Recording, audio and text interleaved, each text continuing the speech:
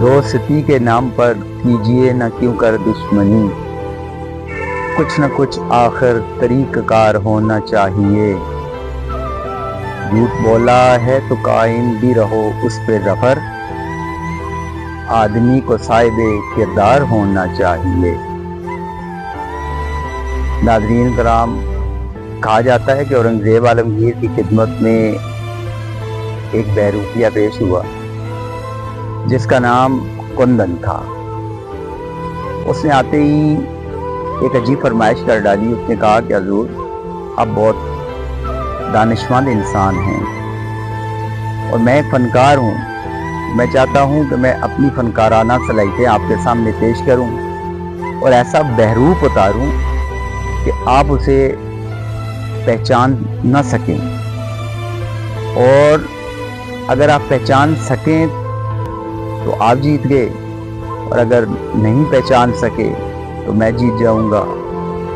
اور یہ جو شرط ہوگی یہ مشروط ہوگی پیسوں کے ساتھ۔ اگر میں جیت گیا تو 500 روپیہ آپ مجھے دیں گے، اگر آپ جیت گئے تو میں آپ کا دینے دار ہوں گا، وہ دینے پڑیں گے مجھے۔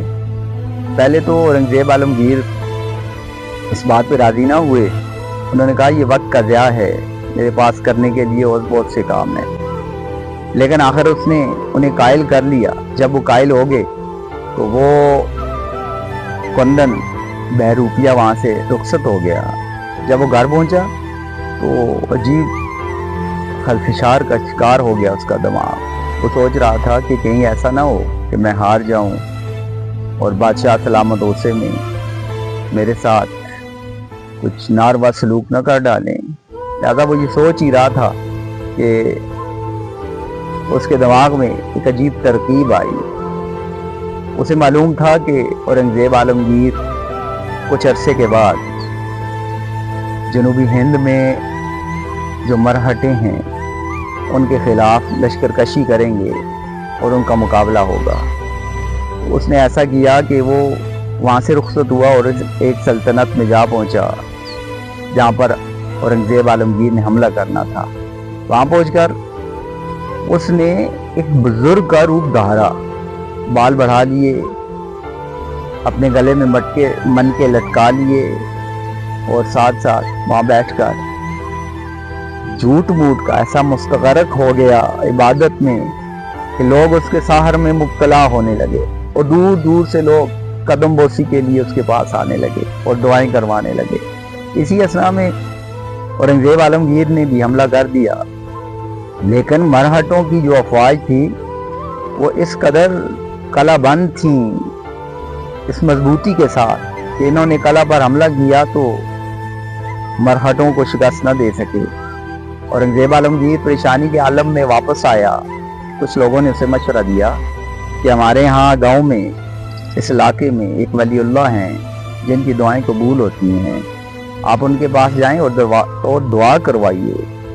جب وہ وہاں پہنچے تو بزرگ کے پاس پہنچے، مؤدبانہ عرض کی کہ ہماری افواج کو فتح نہیں ہو رہی، آپ ہمارے لیے دعا کیجئے۔ بزرگوں نے دعا کر ڈالی۔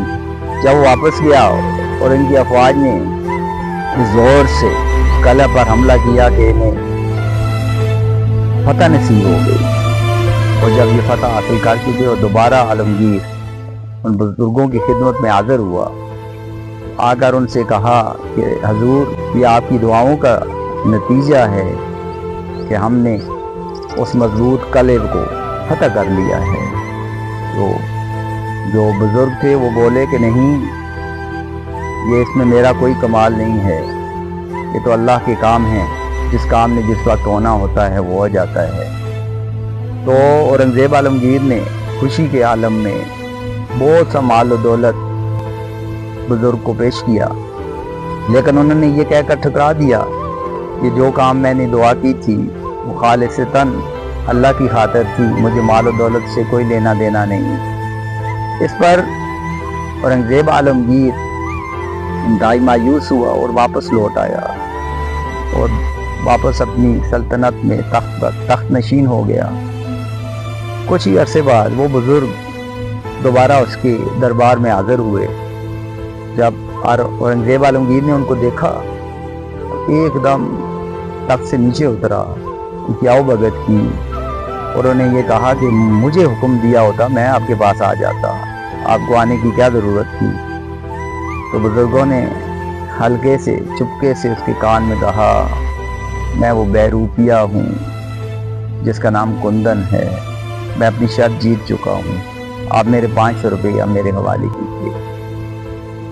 اور اورنگزیب عالمگیر انتہائی حیران ہوا اور ان سے کہنے لگا کہ اچھا، تو میں نے تو تمہیں بہت سا مال و دولت پیش کیا تھا، 500 روپے کی تو مال و دولت کے مقابلے میں کوئی حیثیت نہیں، آپ وہاں رکھ لیتے۔ تو ناظرین کرام، جو اس وقت اس بہروپیے نے جواب دیا وہ لاجواب تھا، وہ سنہرے حروف میں لکھنے کے قابل تھا۔ اس نے کہا، حضور، میں نے جن لوگوں کا روپ دھارا تھا وہ سچے لوگ تھے اور ہم جھوٹے لوگ ہیں، اور ایسا نہیں ہو سکتا کہ میں سچوں کے نام پر اس قدر بے ایمانی کروں اور جھوٹ اختیار کروں، لہذا یہ مجھے زیب نہیں دیتا کہ میں ایک جھوٹا انسان ہو کر سچوں کے نام پر دھوکہ دہی کر سکوں۔ تو حاصل کلام یہ ہے کہ انسان کو گراوٹ میں بھی اپنا ایک معیار مقرر رکھنا چاہیے، انسان اتنا نہ گر جائے کہ پاتال میں ہی چلا جائے جس سے واپسی ناممکن ہو۔